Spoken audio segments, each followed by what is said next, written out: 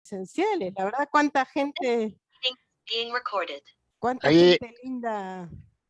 Yo no he cortado y acá en Padua no me permitieron todavía.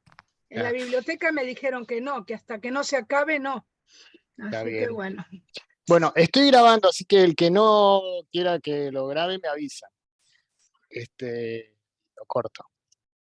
Por después generalmente lo compartimos en YouTube. Sí. Una pregunta, una curiosidad. Sí. ¿Vos tenés algo que ver con esta poeta María Sueldo Müller? Mirá, no la conozco, pero Los Sueldos es una familia relativamente chica, así que por ahí algún parentesco hay. Ah. Bueno. No me extrañaría. ¿Sueldos? ¿Cuántos sueldos hay? Todos petizos. Eso, todos bajos. El otro día me mandaron un chistecito. El próximo partido es Países Bajos versus Sueldos Bajos. Sí, no lo puedo refutar, no lo puedo refutar. Mi 1,65 m me lo impide. Bueno, bienvenidos todos, no sé, arrancamos, Sara.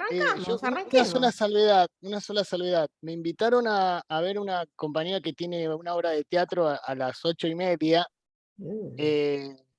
porque se había postergado y bueno, nada. Así que si me voy un poquito antes, igual sigue Sara. Y tal. Bienvenida, Alicia. Hola. Normita. ¿Qué tal? Las dos Alicias, tengo dos Alicias. ¡Hola! ¡Qué buena! No te veo. No sé qué Alicia saludaron, pero bueno, yo por las dos dije hola. Claro, por supuesto, ambas Alicias. Bueno, las reglas de la casa. Las reglas de la casa son que hay muy poquitas reglas. Para los que no, más o menos estuvimos haciendo presencial casi mitad de año, ¿no, Sara? Sí. Casi mitad del mayo. año estuvimos haciendo presencial y durante la pandemia hasta mitad de año estuvimos haciendo así por Zoom. El espacio empezó hace, no sé, yo siempre digo 15 años, pero los años pasan y siempre decimos 15 años, es como 20. Pero sí. Y bueno, nos hemos ido moviendo de lugares reales y virtuales. Así que, nada, bienvenidos todos. Y siempre cuando se empezó, la idea era que la gente pueda contar breve, para que todos podamos participar. Siempre tratamos de que todos puedan, para que todos los que quieran puedan participar. Muy raro que alguno se quede sin contar, excepto que se haga muy, muy largo. Así que eso. Y levantan la mano, o si saben hacerlo acá hay un iconito que dice Raise Hand, que uno puede levantar la mano, ahí con esto. Si no lo saben, levantan la mano así y yo trato de verlos. Y nada más, tratar de que duren los cuentos, que duren entre 5 o 7 minutos, una cosa así. Hoy no se va a cortar porque conseguí una cuenta de Zoom prestada, así que hoy no se va a cortar, sino cuando se corta volvemos a entrar, pero hoy espero que no se corte. Bueno, faltó saludar a Marta, qué alegría. ¿Qué tal? ¿Cómo estás? Buenísimo. Muy bien, ¿y ustedes? Muy bien, qué alegría bien. verte, Sara. Pueden contar, pueden leer, pueden decir una poesía, pueden lo que deseen, digamos. Así que bueno, mira, ahí está. No, Betty. cartón Hola, Betty. lleno, Betty. Sí. Muy bien. Qué lindo. Genial. Nada, última regla, que generalmente cuando hacemos presencial que apaguen los celulares, acá que apaguen los micrófonos, así que estamos más o menos parecidos. ¿Y eso dónde hay que apretar? Pero el celular está bueno también. Vos estás con el celular, No, cuando tocas en la pantalla, ahí te va a aparecer el micrófono. Dice silenciar, claro. Exacto. Y de la misma manera lo volvés a habilitar. Hola, Betty. Hola, Betty. Hola. ¿Cómo va, Betty?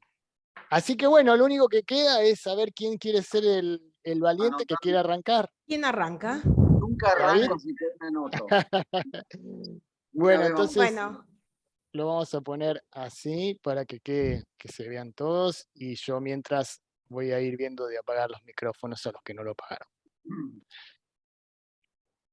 Bueno, voy a leer un texto breve, poético, narrativo, que fue publicado en el año 1994, hace casi 30 años, en una revista de poesía bilingüe, con textos en castellano y en inglés, y que se traducían al otro idioma.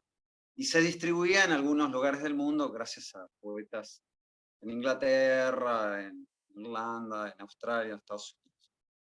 Y voy a leer este texto porque después le voy a agregar una pequeña curiosa anécdota que tiene. Quizás ya lo he leído en algún otro encuentro, no lo recuerdo. Dice así: última fotografía del zar y su familia. Siguiendo la tradición familiar, voy a tomarles una fotografía. Ubíquense más juntos. A ver, niño, ponte delante de tu madre. Las hijas más altas, atrás. Los criados, más atrás. Señor Romanov, no tiemble así, que va a salir movido. Y usted, Alexandra Fyodorovna, séquese las lágrimas. No querrá pasar a la historia en ese estado. Y quítese el sombrero, por favor, que me tapa los cocineros. Ellos también tienen que salir. ¿Y los niños? Pregunta la zarina. Ya crecerán, le contesto. Dignidad, por favor. Mueran como vivieron. 12 fogonazos iluminan el húmedo sótano. 12 cuerpos golpean duro sobre la madera podrida.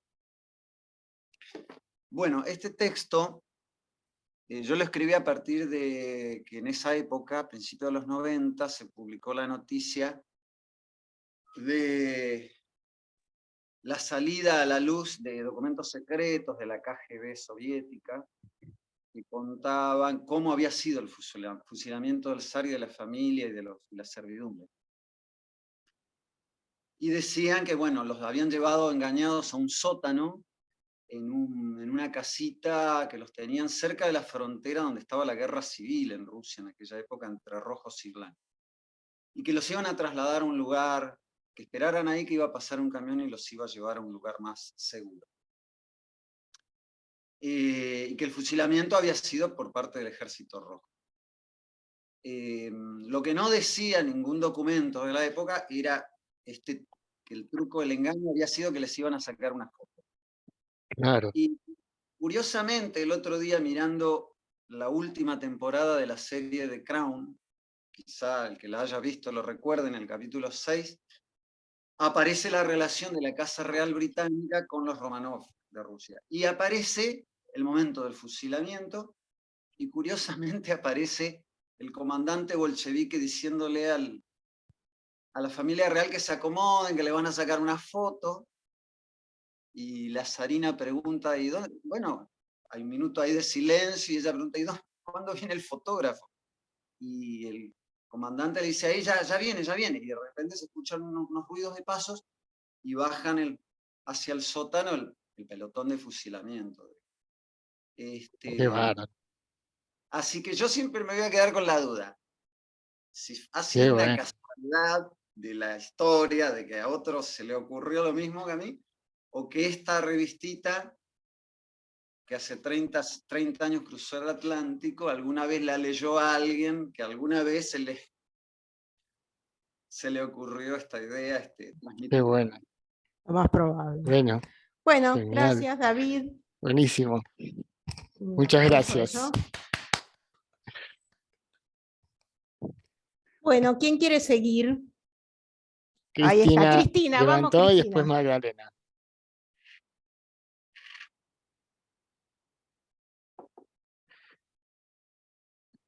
Ahí estás. Estaba pensando en la abuela Nunziata. La abuela Nunziata era italiana, siciliana, y hablaba tan cerrado en ese dialecto que yo no le entendía ni jota. Y yo era chica. Pero me gustaba igual ir a la casa de la abuela Anunciata porque tenía algo que me atraía, que era su patio. Pero había algo más importante en la casa, que era su dormitorio, porque había una cama de bronce, de esas antiguas que tienen un colchón que está hundido en el medio y que hace cric cric cuando uno se sienta, y tiene el elástico de flejes. Y claro, a mí me gustaba, porque yo me subía y empezaba a saltar como si fuera en el circo. Así me sentía. Claro, que muchas veces hemos dormido ahí las siestas, porque ella me la prestaba y la prestaba también a mi mamá. Y en esas noches de lluvia, que a veces estábamos ahí, porque yo a mi abuela Anunciata la conocí viuda, ella se asustaba de las tormentas, así que nosotros casi siempre nos quedábamos un fin de semana con ella. Lo que yo no entendía, cómo con mi abuelo José entraban en intimidad en esa cama. Y todas las noches que nos quedamos, yo veía que ponía una velita encendida frente justo a la Virgencita de Luján. Y ahora que soy grande, me parece impensable esto de hacer el acto sexual en esa cama, con esos ruidos. Porque concibieron, qué sé yo, más de 7 chicos. Algunos le murieron de jóvenes. Yo sé que 7 vivieron. Y tengo tantos tíos, inclusive concibieron a mi mamá, que es tan hermosa y tan linda. Claro que siempre que tuvieron hijos, estuvo encendida sobre la mesita de luz la vela frente a la Virgen de Luján.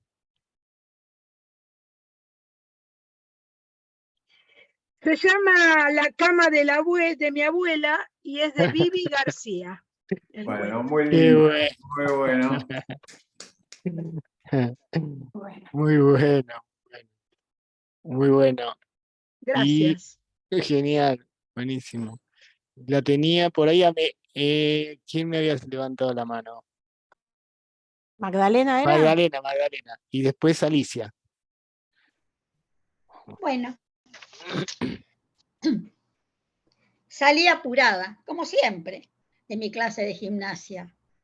Si bien sabía que los mellizos se quedaban dando vueltas por el club, luego de la clase de fútbol, yo temía llegar tarde.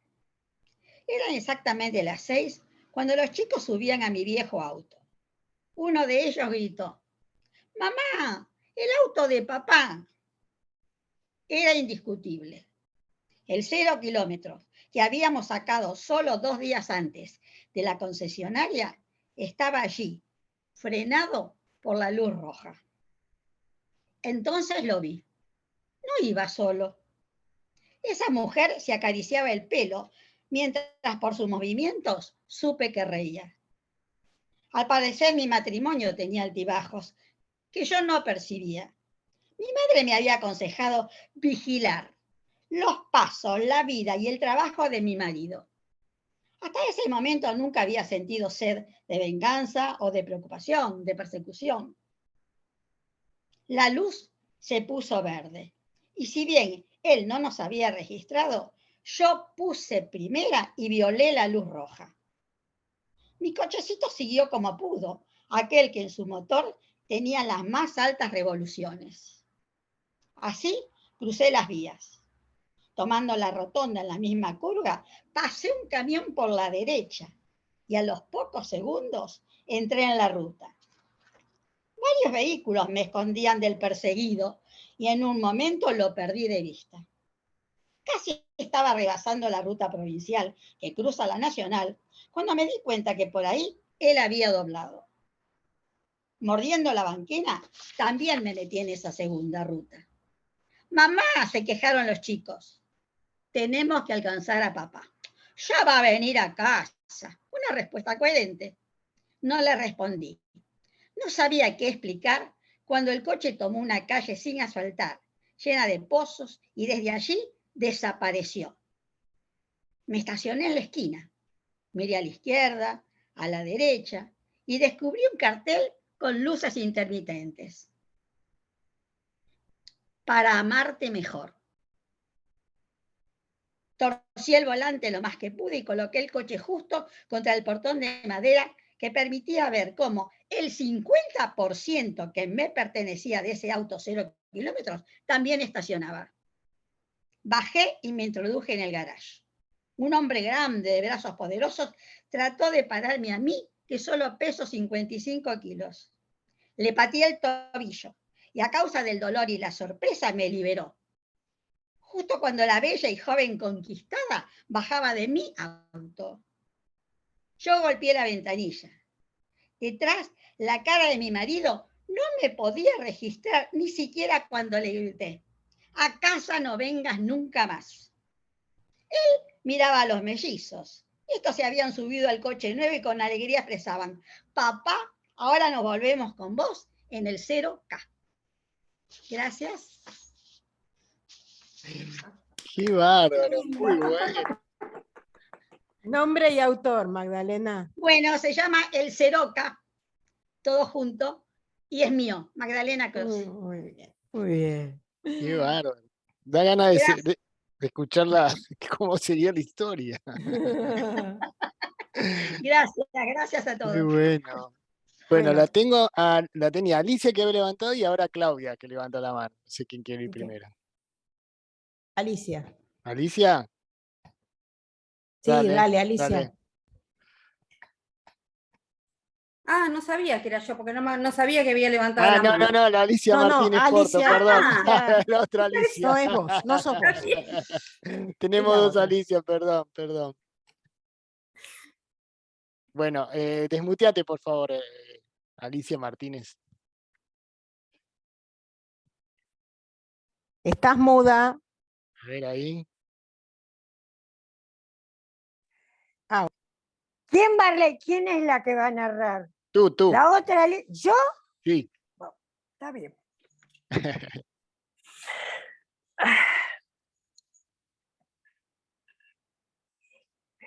Pedro es amigo de Juan y Juan es amigo de Melina. Melina es amiga de la luna. Por eso, cuando la luna empieza a achicarse, Melina se pone triste. Y cuando la luna se va, Melina ya no quiere saber nada. No toma su leche, queda ahí en la taza de la cocina y se sube a los techos y se queda por allá arriba, por los techos, como alguien que está esperando un barco que viene en el fondo del mar. Cuando vuelve la luna, vuelve Melina, contenta, porque está nuevamente su amiga. Juan es amigo de Melina y Melina es amigo de la luna. Y Pedro es el dueño de la luna, porque tiene un cuadro enorme, donde hay una luna. Bueno, no es igual que la luna del cielo, es mucho más chica, tampoco es tan blanca, está en un cuadro grande, porque Pedro es pintor y pinta a veces en el balcón de su casa, y desde allí la ve a Melina que está por los techos, esperando a que vuelva la luna. Por eso pintó una luna, porque no sé si les dije que Melina es la gata de Juan, y Juan se pone tan triste cuando ve que Melina está por los techos, esperando a su amiga la luna. Por eso, cuando vio el cuadro que había pintado Pedro, tuvo una idea. Cruzó rápido la calle, subió los 7 pisos y tocó el timbre en la casa de Pedro. Apareció Pedro con una mano roja y la otra amarilla. Y entró y le dijo, tengo una idea. Y se la contó. Le contó a Pedro la idea y a Pedro le pareció bárbaro, porque la verdad que le daba mucha pena ver a Melinda triste. Quedaron en lo siguiente, que los días que no había luna, iban a poner el cuadro en la ventana para que Melina se creyera que era la luna que había bajado a la ventana. Lo que pasa es que Pedro es un pintor muy viejo, pero Juan es un niño muy niño, que cree que puede engañar a Melina. Y así lo hicieron. La primer noche que no hubo luna, pusieron el cuadro iluminado. Eso sí, a la mañana había que apagar la luz y llevarse el cuadro.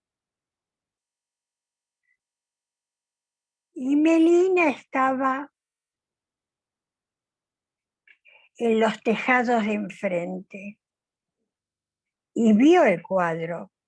Vio que la luna no era como la luna, no era igual de grande. Y vio que ese mar no tenía peces. Pero se puso a pensar. Pensó de un lado, pensó del otro y dijo, la luna está muy lejos. Realmente no creo que me vea. Además me mezclo con todo. Juan no. Juan me conoce entre 1000 gatos. Siempre sabe quién soy yo. Porque Juan me quiere. Juan me quiere mucho. Entonces, ¿qué hago? Y pensó. Y dijo, tengo que elegir entre la luna del cielo, que está tan lejos, y la luna de Juan, que es la luna del amor.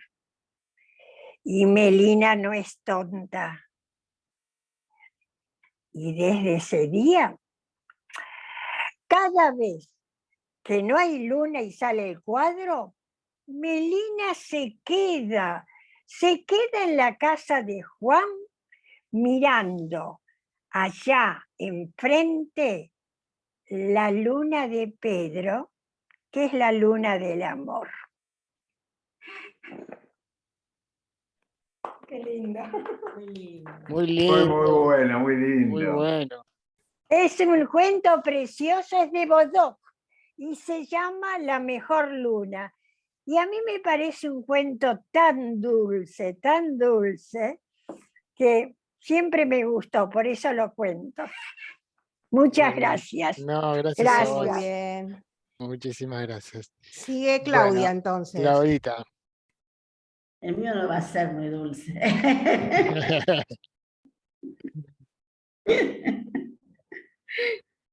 Bueno, yo soy bicho de anticuario, me encanta meterme en cuanto negocio que vea de cosas viejas. Y así voy comprándome cosas y armando mi casa. Y estaba necesitando un escritorio. Y fui recorriendo y encontré uno justito, no antiguo, más bien viejo, un vintage, pero me venía bárbaro por la cantidad de cajones que tenía, las divisiones en los cajones, me encantó. Así que me lo llevé. Tenía una mugre, me puse a limpiarlo. Y en eso en el cajón del último, de abajo de todo, bien atrás, me encontré con un cuaderno medio amarillento, con hojas medias rotas, pegados con recetas de cocina, fotos, y entremezclado como si fuera un diario de alguien, una bitácora. Y dejé la limpieza y me puse a leerlo. Tenía una intriga, parece que era de una mujer. Yo veo lunes 29. No es un día como tontos días, comienza la semana que será una semana como tantas, la misma rutina, las mismas cosas, tantos años levantándome temprano para dejar toda la casa ordenada antes de irme al laboratorio. En eso me acordé que es 29, así que cuando vengo al regreso, compro ñoquis en la casa de pasta. Eso es lo bueno de los 29. 29 ñoquis, sin otro motivo más que ese, y yo me saco un problema de encima de qué cocinar, qué no cocinar. Bueno, sigue la semana, veremos si tiene algo diferente. Martes 30. Estamos cenando con mi esposo, Daniel, solos, porque ya nuestra hija Clarisa ya se independizó. La televisión prendida, porque Daniel tiene una costumbre, es como que llega a casa, prende la televisión, como que no puede estar sin ese sonido, en silencio. Pero ustedes pueden creer que a mí me pasa lo mismo, me di cuenta que yo hago lo mismo que él, llego a casa y prendo el televisor, y lo peor, que me puedo quedar horas así sentada, viéndolo, o mirándolo sin ver, oyéndolo sin escuchar. Qué cosa tan rara, ¿no? Porque yo soy una investigadora científica, y si hay algo que realmente tiene que ver con una investigadora es la conexión, es la atención clara, la concentración, la percepción, ver el detalle, ver todo. Pero parece que eso solo me sirve en mi área profesional. El resto de mi vida carece de esas cualidades. Viernes. No escribí nada estos días, porque la verdad es que no había nada nuevo para escribir. Yo no sé, este aburrimiento que tengo, a veces me parece que me quejo sin sentido, porque Daniel es un buen marido, es un buen tipo, no me puedo quejar de él. Clarisa, mi hija, brillante. Yo tengo una profesión hermosa, elegida por mí, soy una investigadora científica, tengo renombre, dirijo un equipo de investigadores de excelencia. Pero pareciera que el aburrimiento, el hastío, la rutina, todos forman parte de mi estructura de vida. Llega el fin de semana y compartiré otro fin de semana de silencios con Daniel. Lunes. Como todos los lunes, y cuando llego al laboratorio, lo primero que hago es revisar los mails. Y ahí me notificaban que en 10 días tenía que estar en Barcelona en un congreso para presentar los avances de mi nueva investigación. Yo estaba acostumbrada a estos viajes relámpagos, de ir, llegar a un lugar y después hacer, no sé, que me quede una tarde libre para algunas compras sin sentido o algún city tour casi de escupida, como para decir conocí el lugar. Pero esta vez dije, si me quedo 10 días, ¿por qué no me voy a dar ese permiso? Nunca lo hice, siempre corrí, pero ahora mamá, que era anciana, que era una preocupación, falleció, mi hija se independizó. Bueno, pero Daniel, ¿qué dirá Daniel? Y sí, martes. Daniel no podía entender cómo voy a desaprovechar días de vacaciones cuando espero un poquito, unos meses, y él me puede acompañar y vamos juntos. Pero yo quería ir sola. Eso es lo que quería yo, estar sola. Y la verdad que hasta no tiene ni ganas de explicárselo. Ya miércoles, Montañés ni me habla, está enojadísimo. Si él supiera que lo mejor que puedo hacer es no hablarme, así no tengo que darle ninguna explicación, porque mi vida es una saga de explicaciones. En lo profesional, todo debe tener una explicación científica, y en mi vida personal, todo es coherente, es racional, es como debe ser. Bueno, me voló la semana, entre preparando los PowerPoint, la presentación, preparando todo lo que tenía que hacer, algunas compras para el viaje, algunas cosas. Llegó el fin de semana. Y el domingo me puse a cocinar para Daniel. Yo le dije, les dejo todas viandas día por día preparadas. Y en eso me puse de mal humor, guardé las cacerolas y dije, yo estoy loca, ¿qué me siento tan imprescindible? Que se haga un huevo frito, que se pida un delivery, que vas coma afuera, que se quede con hambre, pero que se arregle. Bueno, llegó el miércoles, el día de mi viaje. Llegué a Barcelona y en el hotel me encontré con muchas caras que yo ya conocía de otros congresos. Y en eso me encontré con la doctora Blanchet de Francia y me presentó a su coequiper, el doctor Antoine Perrot. Oh, un hombre bien puesto, de estas edades, delgado, altura media, un poquito pelado.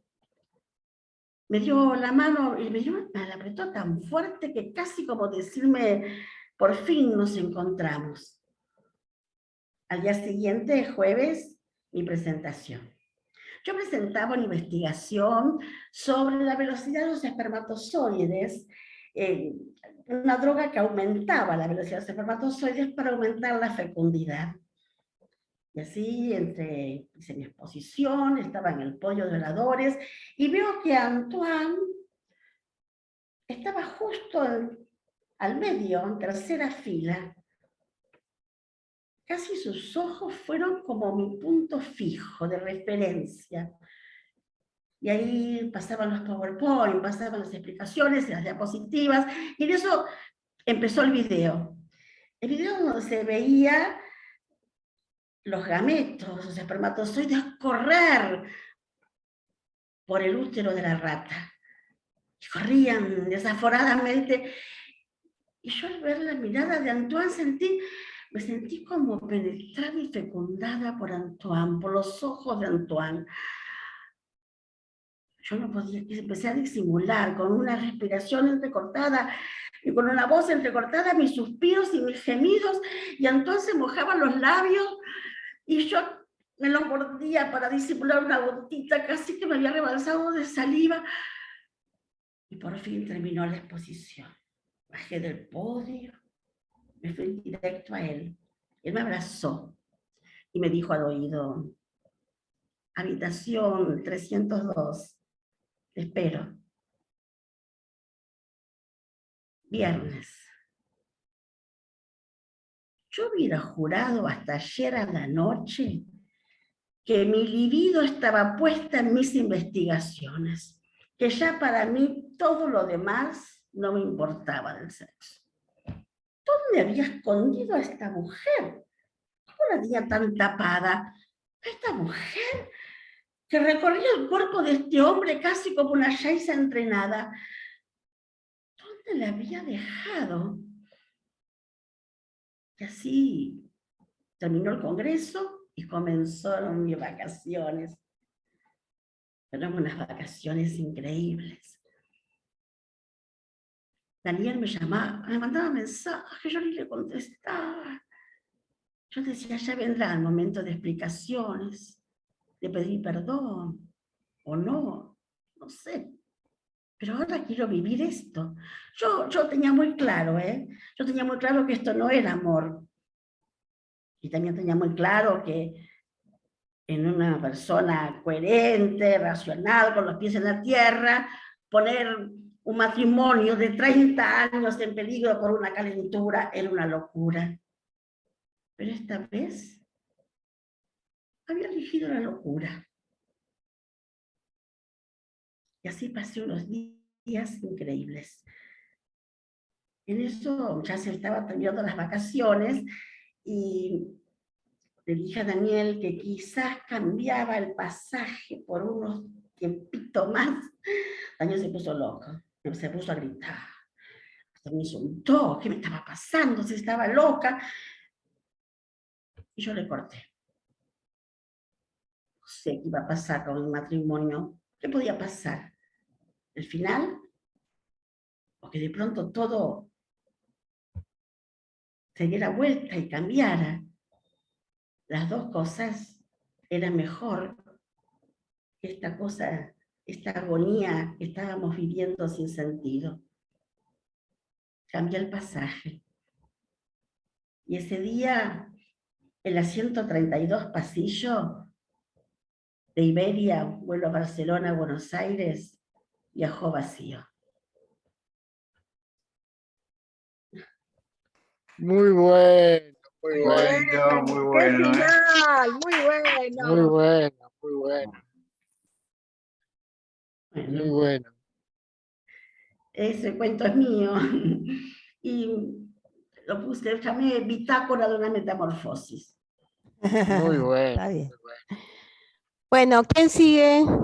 ¿Mm? Miguel. Miguelito, bárbaro. Vamos. Ahí.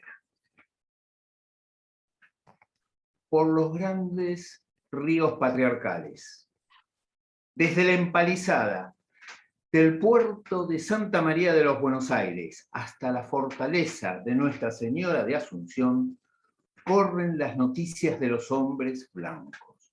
Las llevan los indios en sus canoas, las desparraman en la pampa y en la espesura, y la acarrean los animales, los bravíos y los simpáticos, el puma, el yacaré, el jaguar, y también el colibrí, el mono, el loro, y llega hasta oídos de la sirena, la cual, para conocer a los hombres blancos, abandona la protección de la laguna de Itapuá. Y le preguntan, ¿lo has conocido? ¿Lo has viste? ¿Lo has encontrado? Y ella tiene que agitar la cabeza, diciendo que no le tiene miedo a los remolinos, ni a las corrientes de agua, ni al frío, ni al calor, ni a la gran cascada que como una gran cortina cae. Y se llega hasta el barco de Díaz de Solís y ve a sus hombres, hasta el de Sebastián Gaboto, hasta el del fundador, Pedro de Mendoza, y lo ve a todos. Y le preguntan, y ya se lo preguntan socarronamente, ¿lo has encontrado? ¿Lo has encontrado? Y ella tiene que decir que no lo ha encontrado, que los hombres blancos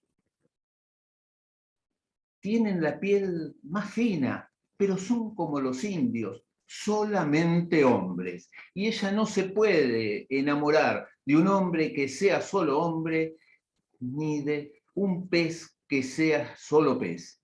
Y entonces se deja acarrear por las aguas, río abajo, y las olas le mecen su melena, le acarician los senos, el sol se refleja iridicentemente sobre las escamas de sus cola y sus aletas.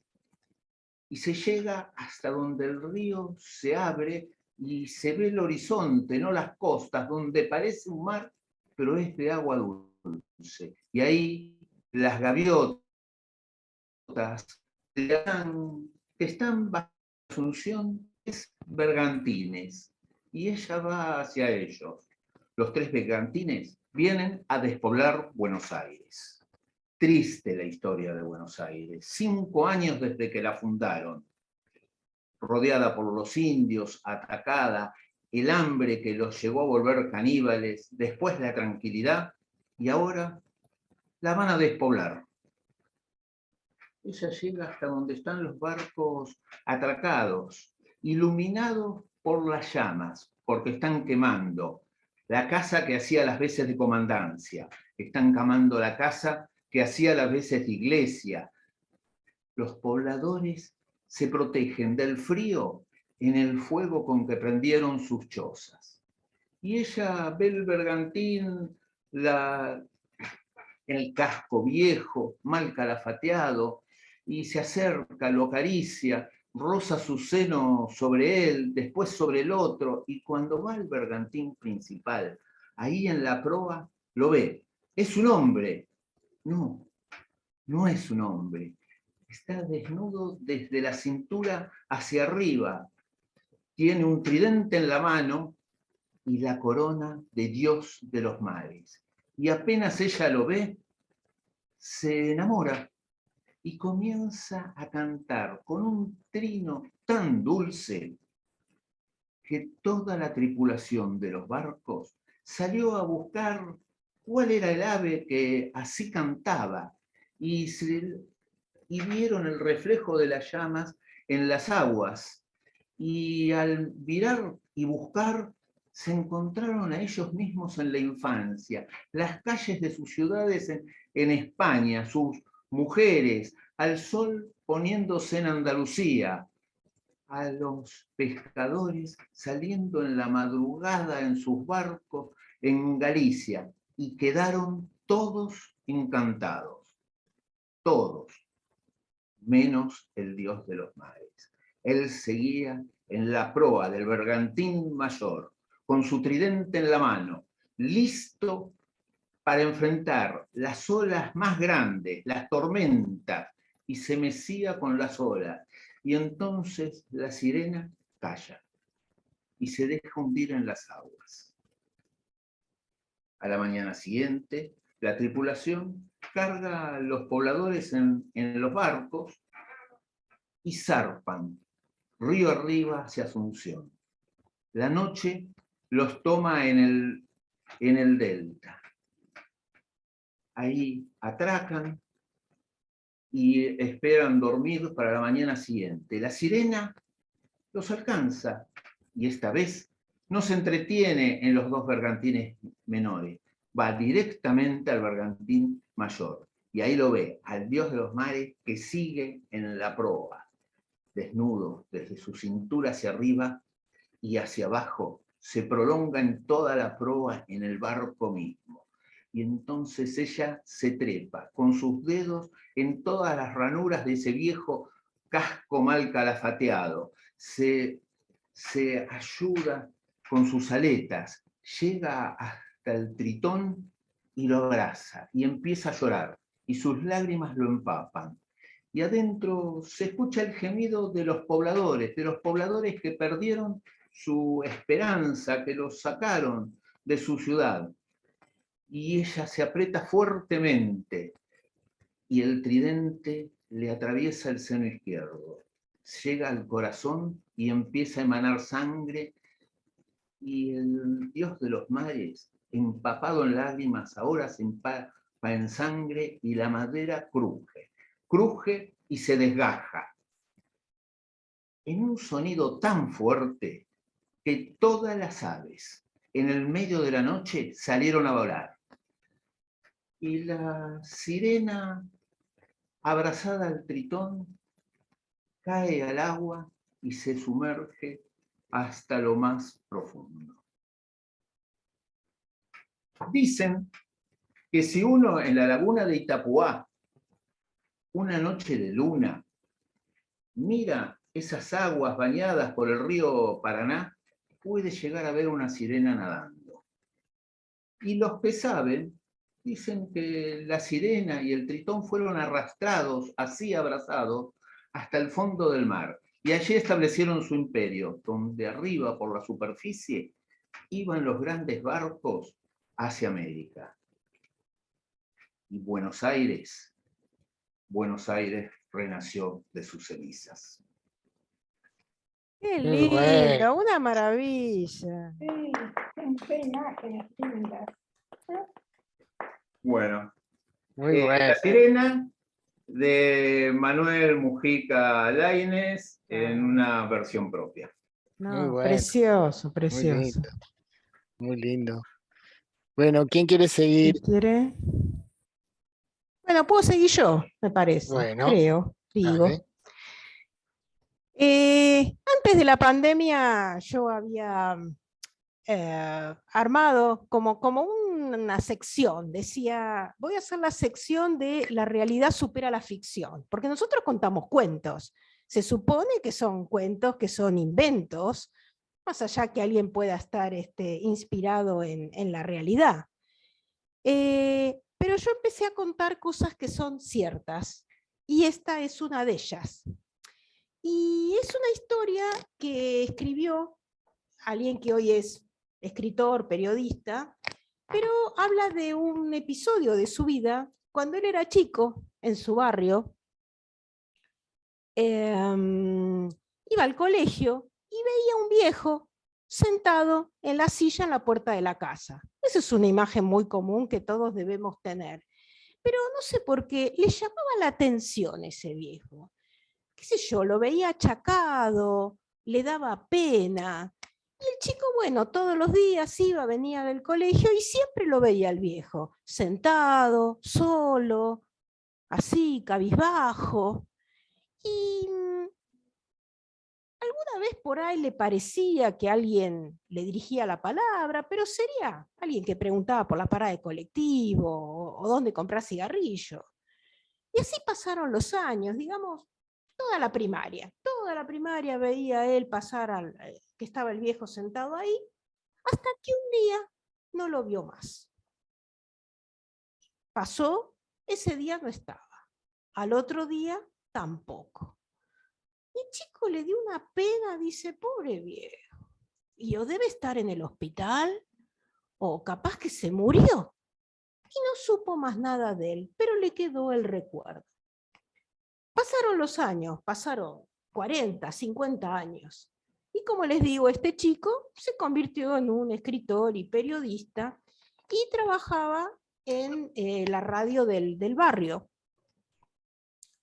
Y entonces estaban haciendo unos reportajes, unas notas de color a personalidades destacadas del barrio. Y ese día le tocó hacerle el reportaje al electricista, un señor que había arrancado con un pequeño negocio de electricidad y después se volvió el electricista del barrio, había estado en todas las casas, o sea que tenía 1.000.000 de anécdotas para contar, hablar, el hombre ya tenía más de 80, pero estaba lúcido, así que el reportaje fue muy rico y el periodista lo disfrutó realmente, hablando de una cosa, de la otra, un hombre muy amable, con mucha memoria. Y en eso, el periodista se acuerda de este viejo. Dijo, dígame, por casualidad, ¿usted sabe qué pasó de ese señor, de ese viejo que estaba en la calle tal y tal? El electricista se puso serio. Le dijo, ¿vuelta al fondo? ¿Ese hijo de puta? El periodista se quedó helado, porque el hombre no había dicho una mala palabra en todo el reportaje, todo era simpático, alguna ironía, pero esa cara de odio. A ver, le dijo el periodista, estamos hablando de la misma persona que se sentaba en la calle así, así. Sí, vuelta al fondo. Ese hijo de puta, ese hombre prostituyó a su propia hija. Así que venían los hombres y él le decía, vuelta al fondo, que es la pieza donde tenía encerrada a la hija. El periodista se quedó helado. Y a pesar de que ya tenía unos cuantos años, sintió que le habían robado su inocencia de niño. ¡Qué bárbaro! Ah, qué bueno. Qué bárbaro. Esto se llama Vuelta al Fondo, está publicado y el periodista se llama Manuel Vila, que tiene varios libros publicados de relatos de Parque Patricios, que es su barrio, y si les interesa el libro, supongo que Norma Pompilio, que no sé, que trató de meterse, y Sí, no sé, sí, le anda mal el internet. seguramente ella les puede indicar dónde conseguirlo. Bueno, bárbaro. Alicia quedó ahí. Alicia, La otra La Alicia. otra Alicia, la otra Alicia. Te cuento que Manuel Vila fue compañero mío de Buenos Aires y el otro día cumplimos 55 años, cualquier cosa yo tengo trato con él. Qué bueno, bueno. Ah, mira. ¿Cumplieron 55 años, Claudia? No sé, salimos del Formol y lo festejamos y dimos la vuelta. Pero son re jóvenes. Y dimos la vuelta olímpica porque nuestra promoción 67 no nos la dejaron dar. Ah, 55 de promoción. Pensé que habías cumplido 55, yo estaba confundida. Fueron allá, hace lejos y hace tiempo. Bueno, cuentan los que cuentan estas historias que hace muchos años la comunidad de las hormigas, una comunidad ordenada y progresista, inventó un alimento artificial. Una pasta blancuzca, un poco gomosa, y con sabor, cierto sabor a hojalata. No era rica, pero realmente el exterior era peligroso para las hormigas. Los pisotones, el viento, el sol, la lluvia, los insecticidas. Había tantos peligros en el exterior que ese alimento artificial que reemplazaban a todo lo demás, esa carga tan pesada que traían en sus lomos, ese alimento reemplazaba a todo lo que podían encontrar afuera y así se evitaban de un montón de peligros. Así que empezaron a comer ese alimento artificial y sellaron todas las salidas al exterior. Y así pasaron los años, y pasaron los años, y las hormigas no salieron más. Los vericuetos se fueron agrandando, porque la comunidad seguía creciendo, y se formaron túneles, y más laberintos, y más subidas, y más bajadas. Hubo generaciones y generaciones de hormigas que solo conocieron el exterior por lo que le contaban, de oídas. Algunas incluso llegaron a olvidarse, otras a no creer que existía algo más que ese gran hormiguero comandado por una sola y gran hormiga. Así pasaron los años, muchos. Y un día una hormiguita empezó a caminar por esas galerías interminables y se perdió. No pudo volver. Entonces siguió caminando, caminando, caminando, y allá, muy a lo lejos, vio algo que brillaba. Pensó que era el lugar donde se reunían habitualmente, así que caminó, caminó, caminó, subió y encontró una salida. Ese brillo como que se agrandó y salió al exterior. Quedó deslumbrada. Recordó algunas palabras que había escuchado: sol, brisa, rocío, pasto, plantas. Se dio una panzada de cosas verdes, comió hojas carnosas, comió hojas llenas de nervaduras, comió tallitos jugosos, disfrutó del sol, esquivó algunos pisotones, y cuando estuvo pipona, volvió a su hormiguero. Entró de nuevo por esa salida que había sido descuidada, y se había vuelto a abrir, y volvió, y cuando se encontró con toda la comunidad de las hormigas, una comunidad tan progresista y tan inteligente, empezó a decir lo que había visto, y repetía palabras que muchos habían olvidado, que otros querían ignorar, desconocer, y decía: sol, pasto verde, brisa, rocío, pájaros. Y muchos no la entendieron, y otros no la quisieron entender. Y la gran hormiga reina llamó a un consejo de guerra. Le hicieron un juicio sumarísimo y la condenaron a muerte.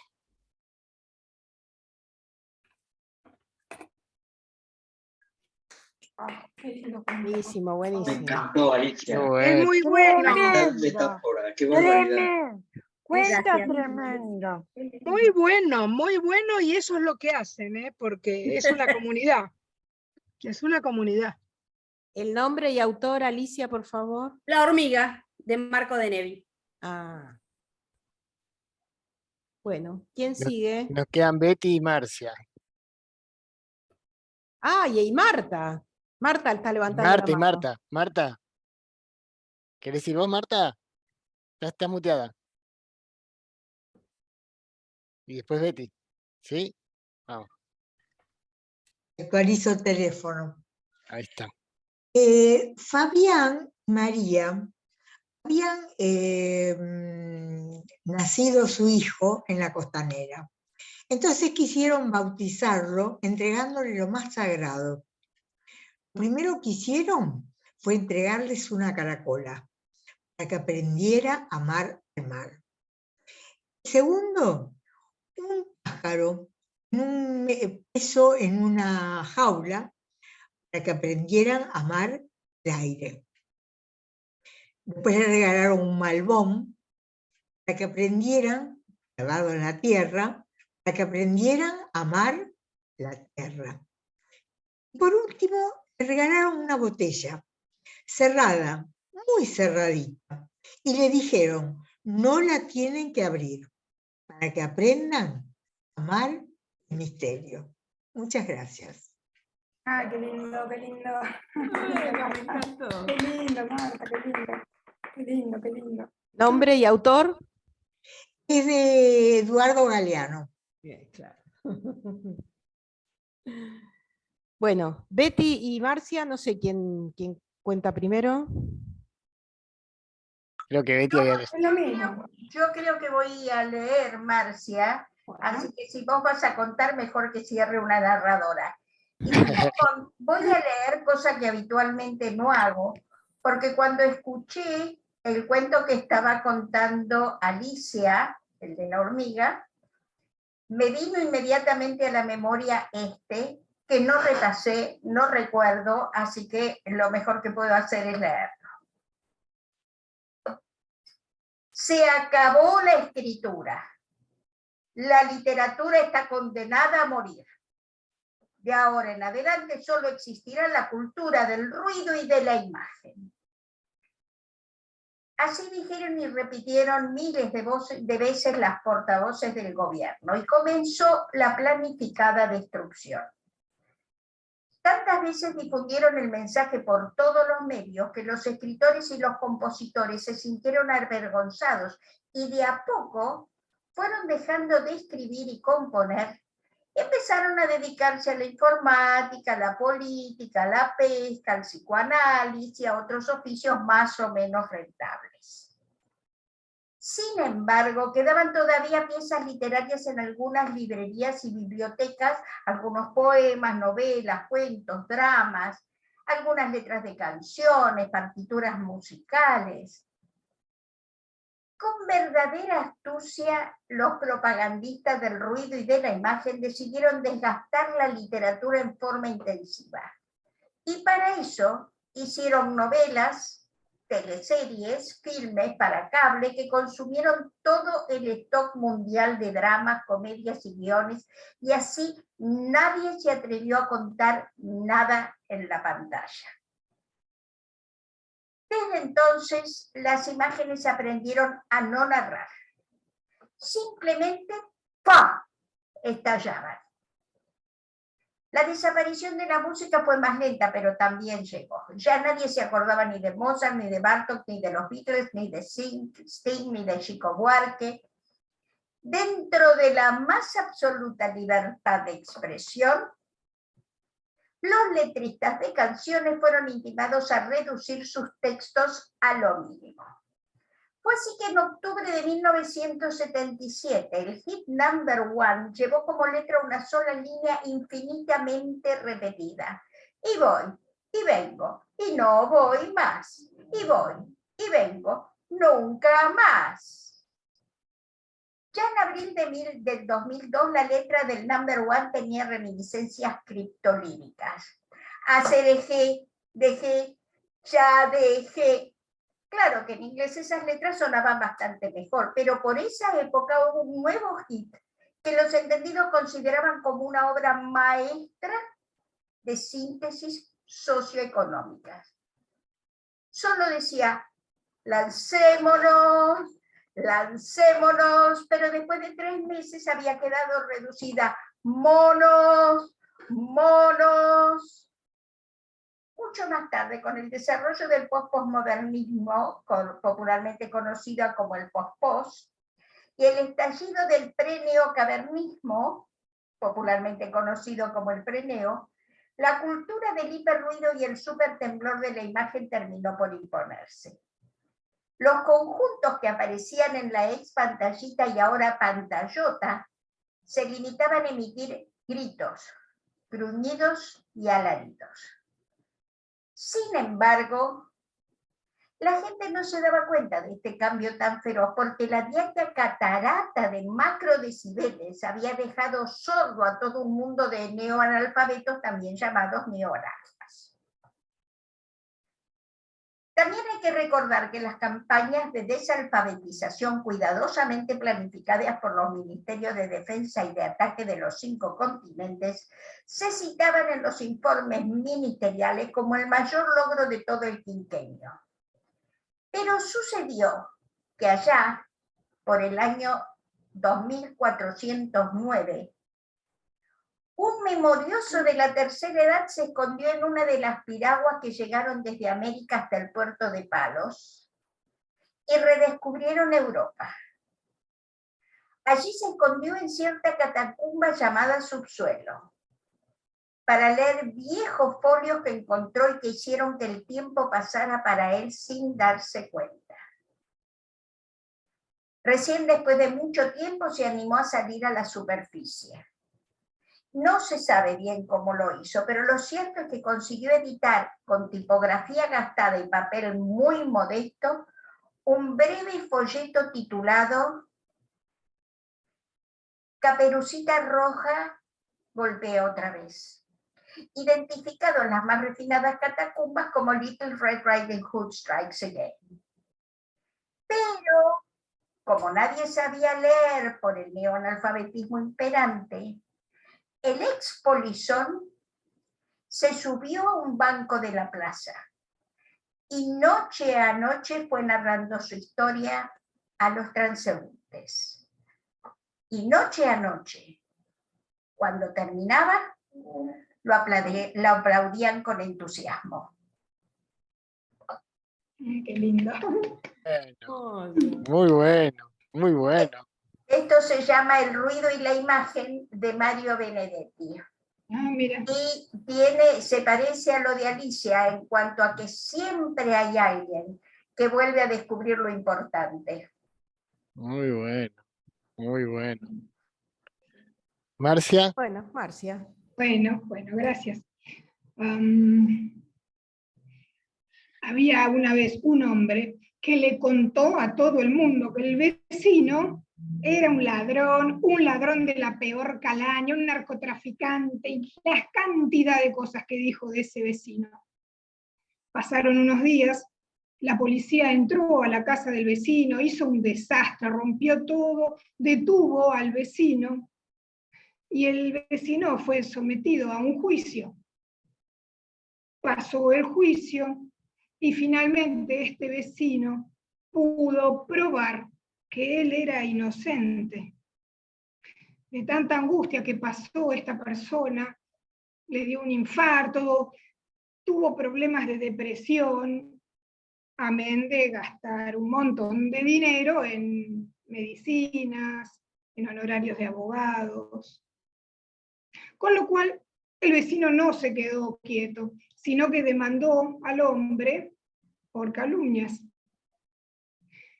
El hombre que lo había calumniado también fue sometido a juicio.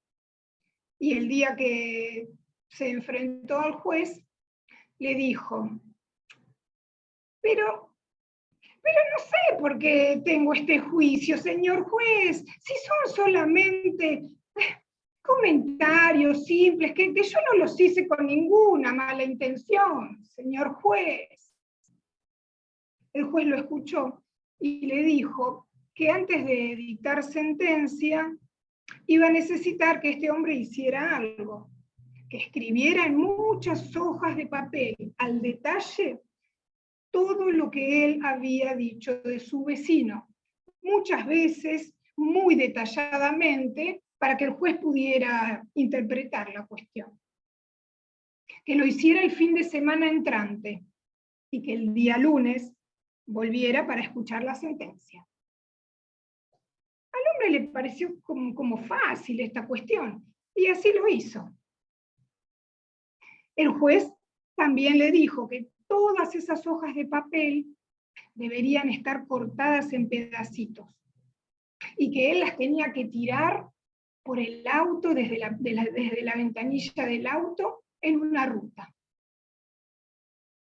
El hombre hizo esto y el lunes volvió. El juez le preguntó si había escrito, si había roto esas hojas, si las había tirado en una ruta descampada. Sí, su señoría, sí lo hice. El juez le dijo, bueno, es que ahora necesito que previamente a la sentencia usted haga algo más. Usted tiene que ir a esa ruta y traerme todos esos papelitos en una bolsa, en una caja, que no quede ni un papelito en esa ruta. El hombre estaba por reír, pero bueno, por la investidura del juez no lo hizo. Pero, ¿qué me está pidiendo? ¿Cómo voy a juntar todos esos papelitos? ¿Qué sé yo dónde están? Si había un viento bárbaro y se desparramaron por todas partes. ¿Qué me está pidiendo? El juez le contestó, claro, de la misma manera que el viento desparramó todos esos papeles, todos los comentarios que usted hizo se desparramaron en boca de un montón de personas.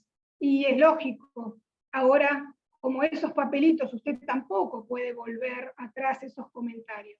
El daño que usted hizo a su vecino ya no se puede revertir. Y así, con este cuento titulado Papeles al viento, yo me despido hasta el próximo cuento. Gracias. Muy bueno, muy lindo. Muy bueno.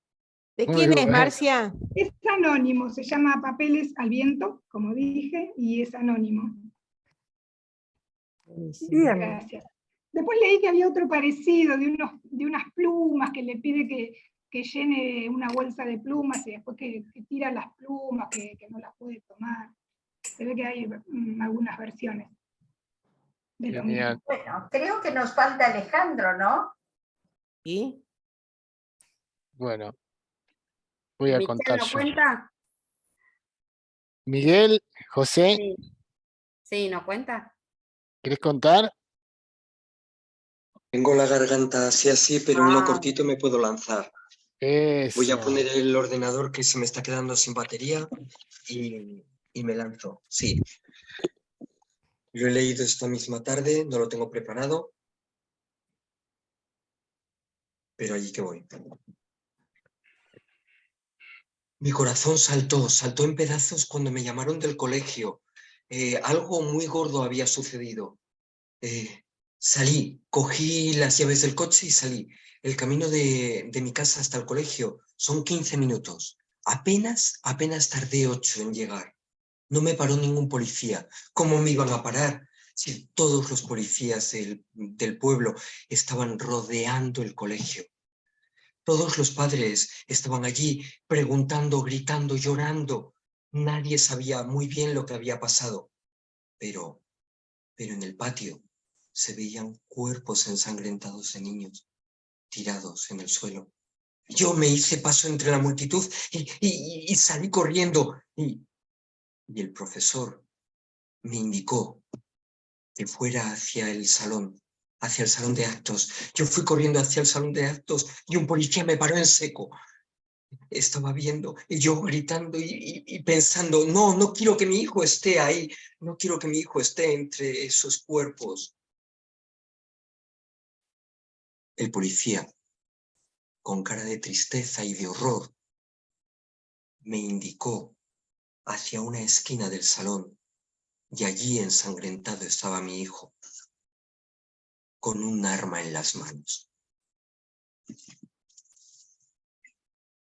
Uy, uy, uy. Bueno, Se me muy da bueno. escalofrío, José. Y Qué lo he va. leído en Qué una página que lindo. se titula Cuentos para Monstruos de internet, del Facebook, y bueno, la autora se debe de llamar Anaí. Muy bueno. Terrible. Impresionante. Bueno, voy a contar yo.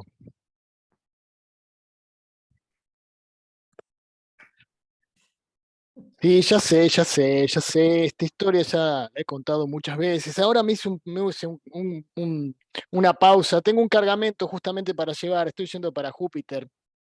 Algunos ya han conocido la historia esta, porque bueno, cada vez que puedo la conozco, pero como el público la cuento, pero como el público se renueva, y a mí me gusta porque tiene algo de moral, la historia de mi padre, justamente. Él era un científico, y como todos los científicos que andan buscando algo para permanecer y ser recordados para la posteridad, finalmente descubren alguna otra cosa que no era la que querían, pero bueno, finalmente logran su cometido. Y este es el caso de él. Él era un científico, un físico que estaba buscando ver la manera de viajar en el tiempo, ir hacia atrás en el tiempo, traer cosas del pasado. Y no habían conseguido en esa época muchas mejoras, pero el único científico que había permanecido en esa búsqueda había sido mi padre. Habían logrado fabricar unos cronotubos. No sé si ustedes lo conocen, lo que son los cronotubos. Bueno, les cuento así brevemente. Los cronotubos son como una especie de portal que permiten ver hacia atrás en el tiempo.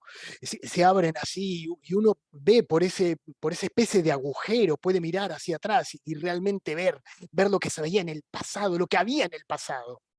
Y yo lo ayudaba. Estudié informática, me recibí de ingeniero y en mis ratos libres lo ayudaba a limpiar los instrumentos y estaba así una mañana cuando sin querer no sé qué botón toqué y se abre el portal.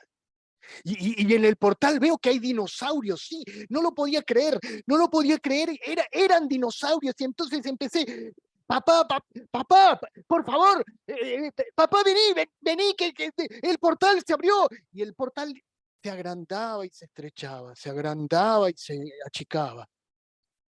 Y yo ya veía que el portal se iba a cerrar y papá, por favor, ¿y qué? ¿Qué fue lo que hice? Hice lo que hubiera hecho cualquier persona. Agarré y metí las manos adentro del portal y agarré lo que podía y cuando saqué lo que pude agarrar, el portal se colapsó y la máquina, humo, chispas. Y justo llegó él. Me insultó en todos los insultos que se les puede ocurrir. Yo no lo podía creer que esas palabras nacieran de la boca de él para su hijo. Cuando terminó todo, le digo, pero papá, pero mirá. Y en mis manos había una mezcla de barro, pasto, piedras, pero además había huevos de dinosaurio. Sí, huevos de dinosaurio. ¿Cómo sé que eran huevos de dinosaurio? Bueno, porque eran amarillos, más grandes que los huevos de gallina y tenían unas pintitas verdes. Y entonces le digo, pero papá, fíjate, son huevos de dinosaurio, tenemos que llamar a los medios, tenemos que llamar a la National Geographic, te vas a hacer famoso, pudiste conseguir lo que querías, que era ir hacia atrás en el tiempo. No hubo manera, no hubo manera.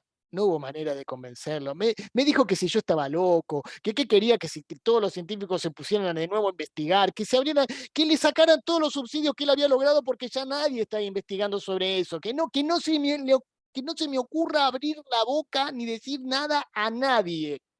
que esto no tenía que salir de acá. Pero bueno, ¿y con los huevos? Ah, qué sé yo, ¿qué podés hacer con esos huevos? Así que le pregunté a algún amigo si tenía alguna incubadora y bueno, los puse a incubar. Al cabo de unos días que se transformaron en casi un mes completo, nacieron los dinosaurios. Sí, sí. Yo al principio pensé que eran tiranosaurios Rex, porque tenían unos dientitos así y eran bastante, tenían unas manitos cortitas, así, unas piernas grandes, pero no crecieron mucho más que esta altura, sí, parecían como un perrito grande, pero bueno, eh, eran, tenían 7 huevos. De los 7 huevos, uno de los pobres dinosauritos se me murió. Pero bueno, después me quedaron 3 y 3 hembritas y 3 machitos. Y bueno, yo los tenía en un galpón y les daba de comer cualquier cosa, comida para perros, para gatos, les daba poquitos fideos que sobraban, lo que sea, pero bueno, los mantenía. Y claro, empezaron a socializar, se empezaron a relacionar y bueno, una cosa lleva a la otra y se empezaron a multiplicar. Así que yo pronto de los 7 que tenía, fueron primero 10, después fueron 20 y pico, y después ya tenía casi como 30 de esos bichitos ahí. Y bueno, y nada, y yo tenía que cuidarlos. ¿Qué pasó? Que un día alguien, no sé quién, no voy a acusar a ninguno de los que está acá, dejó la puerta abierta. Y bueno, había uno que era especialmente uno de los que yo más quería, de los dinosauritos estos, que se llamaba, yo le había puesto Tito, por Tiranosaurio Rex, y era muy movedizo, muy simpático. Ahí está. Y claro, se escapó Tito y empezó a correr por todo el laboratorio. Y Tito, Tito, Tito, y a correrlo por todos lados, mi padre había empezado a fabricar una máquina nueva, grande, triple de tamaño del anterior. Tenía unos semicírculos así, unas cosas así redondas, así, de las cuales ahí en el centro se iba a formar el portal, y un montón de cables que circulaban por el piso. Y Tito, corriendo, no va y que pisa justo en el medio de unos cables pelados. Una explosión, un ruido, humo, olor a goma quemada, y el pobre Tito, pobre Tito, pobre Tito.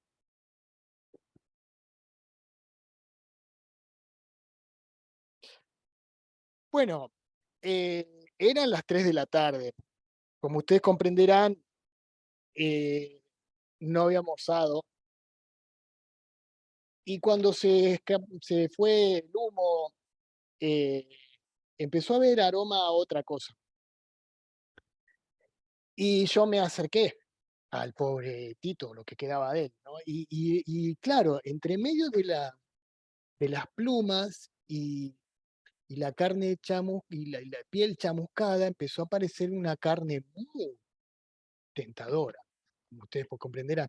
Y entonces no pude evitar de agarrar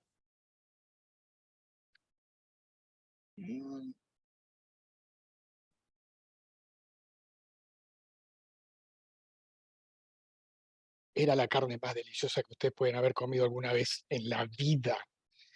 Era una cosa que yo no podía parar. Y enseguida todos los técnicos que estaban ahí rodeando al pobre Tito se acercaron y se abalanzaron sobre él, y en minutos del pobre Tito no quedaron ni los huesos. Así que bueno, esa es mi historia. Multimillonario, cargamentos a toda la galaxia, obviamente monopolio en la Tierra. Ahora, justamente como les decía, estoy llevando un cargamento de estos para Júpiter, de mi padre, y de mi padre no lo recordaron por haber descubierto la máquina del tiempo, pero sí le hicieron una estatua, ¿eh? Sí le hicieron una estatua, está ahí en la Tierra abajo, sí, en el centro de la ciudad, una hermosa estatua, y le pusieron un cartel abajo que dice: al creador de los Dino Pollos.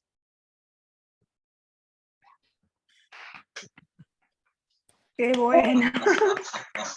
Ay, bueno. Muy lindo, muy bien narrado, muy bueno.